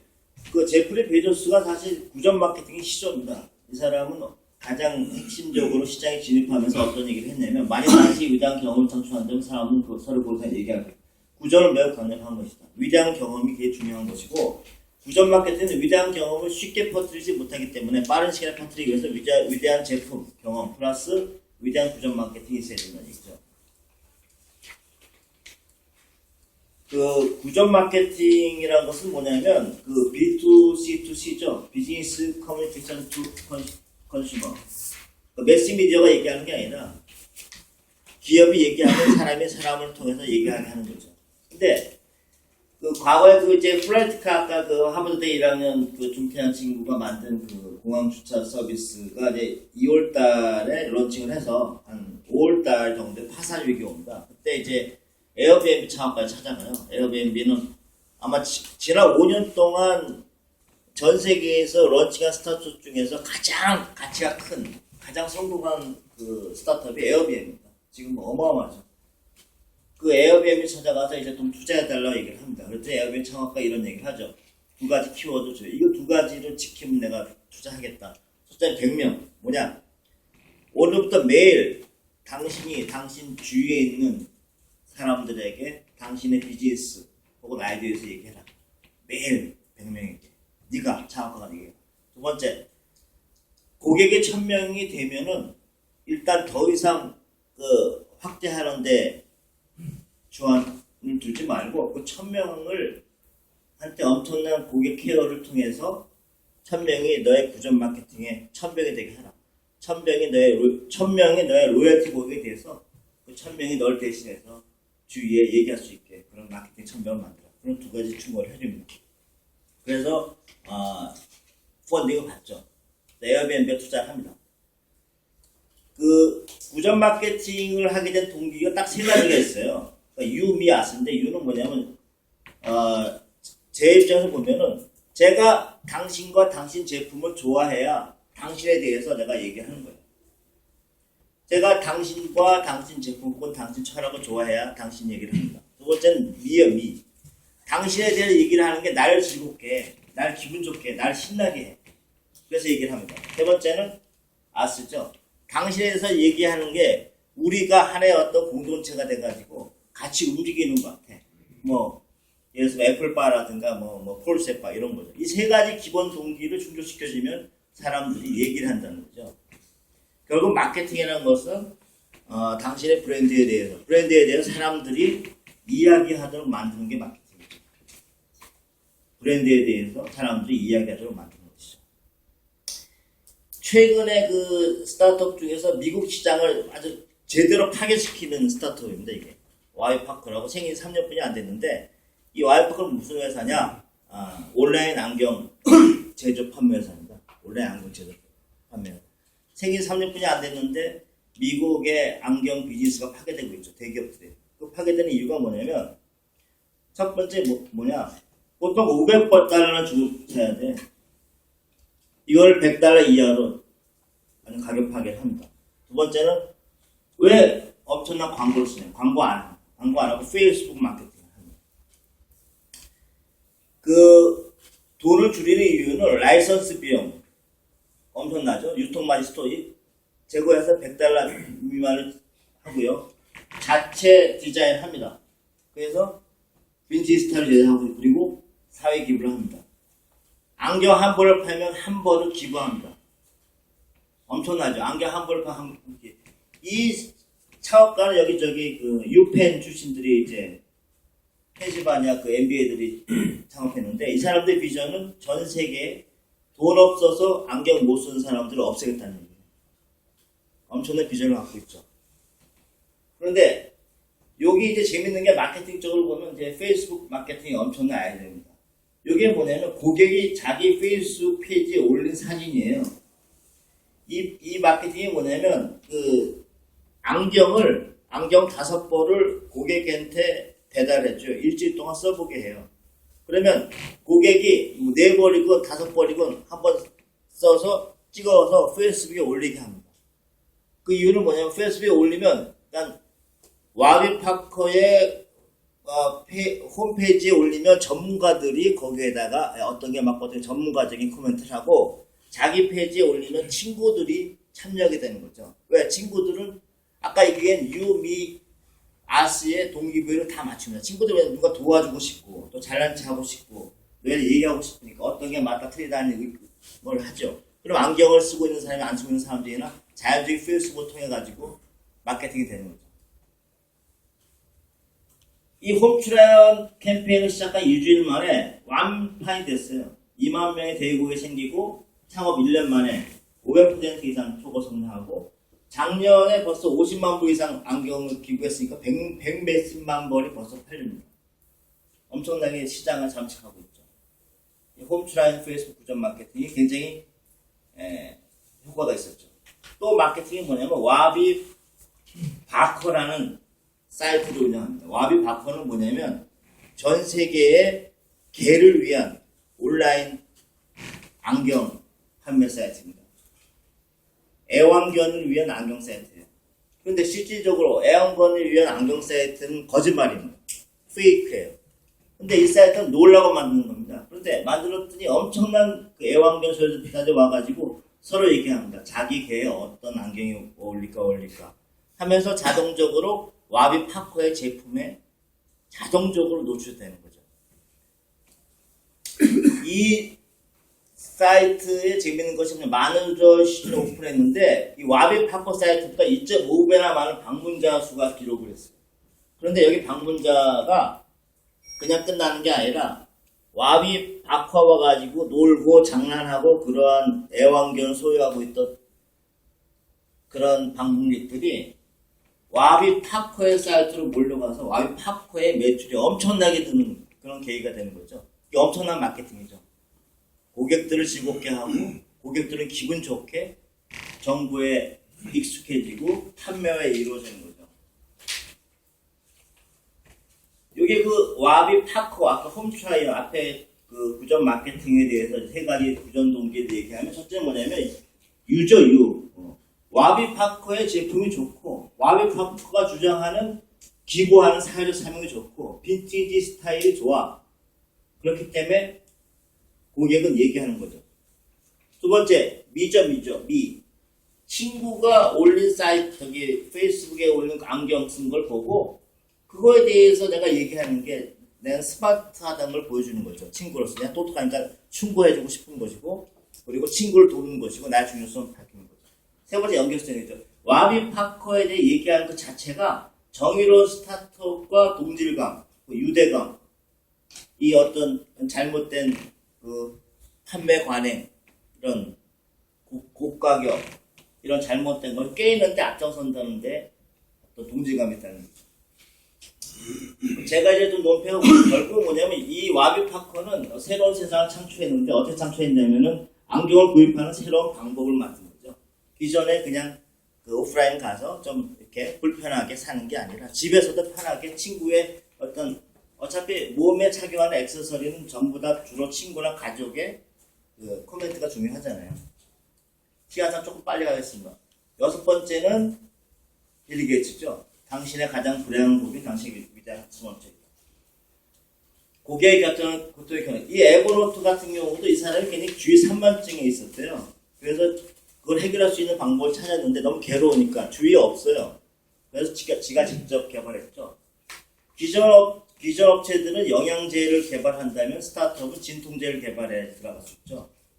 영양제는 기존 기업들이 계속 개발하고 있습니다. 타겟 고통의 조건은 스스로 간절히 원하고 진통제가 개발되지 않아야 되는 거죠. 그 버벌라이즈는 모바일 앱인데 통역 앱입니다. 통역 앱. 근데 이 창업가들이 프랑스나 미국 가가지고 그 영어를 너무 못해 괴로워가지고 만들게 되는데 그건 일반적인 얘기고 또 하나 재밌는 거는 이 사람들이 던진 파괴적 질문은 기계 통역으로 어떤 고객의 언어 부터 많이 해결할 수 있을까? 무슨 얘기냐 이게 굉장히 전 재밌다고 생각하는데 모든 문제를 풀 때 항상 기계적으로 생각하잖아요. 이 사람들은 반대로 생각했죠. 인간적이죠. 이 앱은 굉장히 간단합니다. 그 앱에다가 이렇게 가입을 하고 나서 우리 영어로 얘기하고 있는데 스페인 사람이 왔어. 그러면 거기다 연결하면 전화번호 하나 줘요. 그럼 전화 연결하면 사람이 나옵니다. 영어와 스페인어를 할 수 있는 사람. 그래서 이제 스피커폰을 해놓고 그 사람이 통하는 거죠. 간단한 거죠. 근데 우리 이런 생각 잘 안 했잖아요. 어떻게 하면 막 기계로 어떻게 기계화할까? 이런 것도 재밌죠. 마지막은 이제 간단 명리시죠. 여기 이제 Y 컴비네이터의 창업가이자 CEO인 폴 그레이엄이 나오죠. 키스. 제가 이제 KTF에 있을 때 이제 회사에서 이제 보내줘서 마케팅 MBA를 갔었는데 첫 번째 클래스가 키스이더라고. 키스만 배웠어요. 키스. 키비쇼렌 심표라고 간단하고 짧게. 요새는 뭐 쇼렌 스위트라고도 하더라고. 어쨌든 간단하고 짧고 명확한 게 마케팅의 핵심이죠. 명확한 비전을 공표하라. 뭐 요이디베라 얘기 나오고 폴 그레이엄 소수의 사람 당시 14사람에게 만들어라. 마크 트웨인은 더 짧게 써졌을 것이다 하는 얘기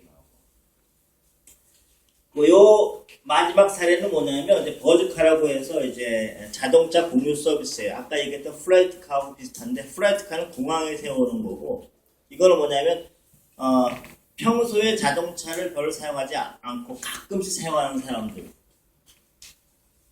이웃에 있는 차를 사용하고 싶어하는 사람들을 타깃이에요. 즉 이런 사람들. 솔루션은 뭐냐면 이쪽에 이 위치 정보 서비스 해가지고 네트워크를 통해 가지고 주위에 차가 어디 있냐 하는 것이 나옵니다. 나오면 내가 뭐 신촌에 차를 쓰고 싶다, 뭐 그 신촌 어디다, 뭐 연대 앞이다 뭐 하는 건데 여기서 핵심이 뭐냐면 미국이 아닌 파리에서 처음 런칭을 했다는 거 시장. 이게 중요한 얘기죠. 왜냐면 요 타겟이 미국보다는 파리라는 얘기입니다. 왜? 미국보다 파리에는 자가용 소유 비용이 더 높아요. 그래서 자가용을 미국은 웬만하면 있지만 프랑스는 좀 없는 사람이 꽤 있고 그리고 자가용 대중교통이 얼마나 발달되어 있어요. 그 자동차가 별 필요 없고 고객 밀도가 또 높아요. 그래서 가까운 데 차를 세워놓고 서로 빌려 탈 수 있어. 자동차 대여 중개 서비스죠. 요거를 파리에 했다는 것이죠. 지금 현재 시장을 보고 있죠. 이게 성공과 실패할지는 이제 보고 있는 상황이고. 그렇습니다. 정리를 하면, 제가 나름대로 제 주관적으로 선택한 스타트업 취업 고수는 7명이고, 이 7명이 나름대로 직간접적으로 주장한 핵심 포인트가 룰을 깨라, 새로운 공목을 찾아내라 해서 플라이트카 공항주차 대여 서비스죠. 두 번째는 이제 사회적 정의를 추구하라, 그래서 양심을 껴 사회 변화시킨다 해서 체인지는 이제 온라인 무료 탄원 사이트고, 그다음에 모험을 추구하는 모험은 그라만 표적으로 퍼킹 껴라, 이건 달러세이 콜라기라고 면도칼 온라인 서비스죠.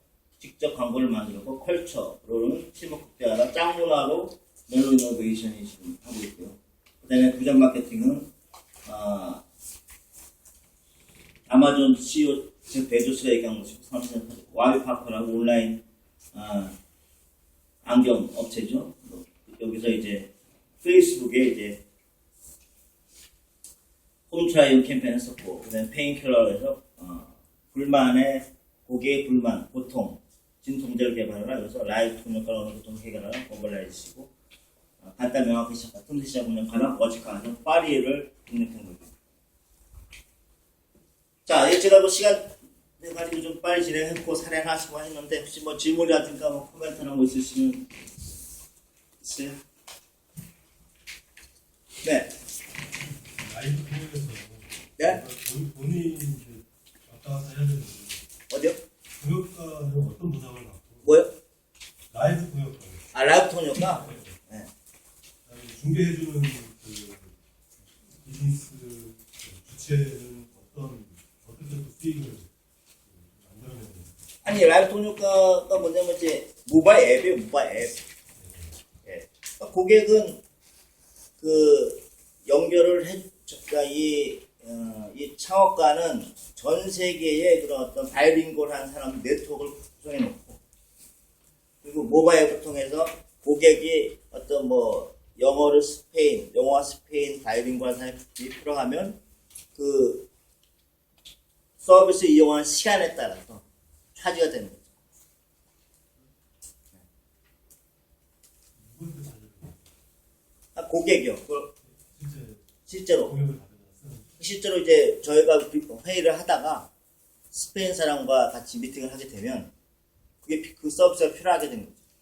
앱을 통해서 신청해서 그 서비스를 활용하고 차지가 된 거예요. 네. 제가 이 책을 샀거든요. 저 책으로 갖다 줄 수 있어요? 네, 바꿔드리겠습니다. 저 책은 사야 되는데. 네, 네, 고맙습니다. 그 잠깐 광고 말씀드리자면 띄워놨어요. 저희 그 한성철 소장님께서 저희 그 김진영 대표님이랑 공동 집필을 하셨어요. 그래서 방금 전에 그 강의 내용에 관한 책을 앞에서 판매하고 있습니다. 그래서 10,000원에 판매하고 있습니다. 지금부터 지금 3시 4분인데요. 3시 20분까지 커피 브레이크 갖도록 하겠습니다. 그래서 처음 오신 분들이랑 명함 교환도 많이 하시고요. 지금 여기 이제 투자 목적으로 오신 분들도 많이 계시고요. 그다음에 스타트업들도 많이 오셨어요. 그래서 제가 보니까 반 정도, 4대6 정도 되는 것 같습니다. 그리고 담배 피실 분들은 여기 위에 옥상에 좋은 곳이 있어요. 옥상에 가서 스모킹 네트워크 그거 가능합니다. 네, 20분에 다시 진행하도록 하겠습니다.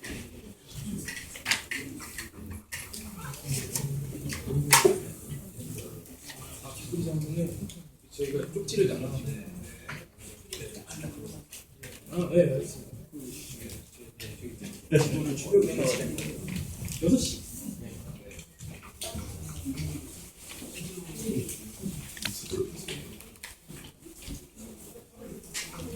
네.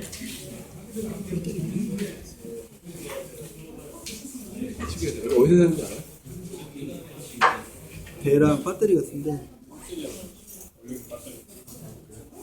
원래 시중에서 필요 있어요.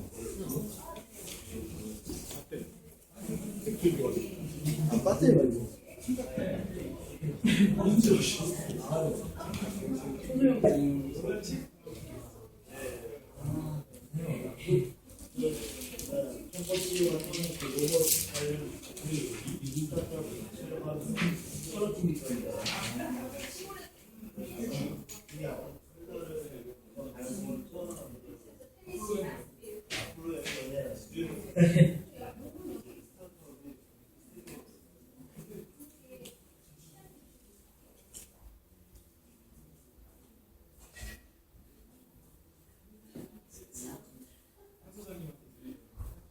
선생님 여기 위에요.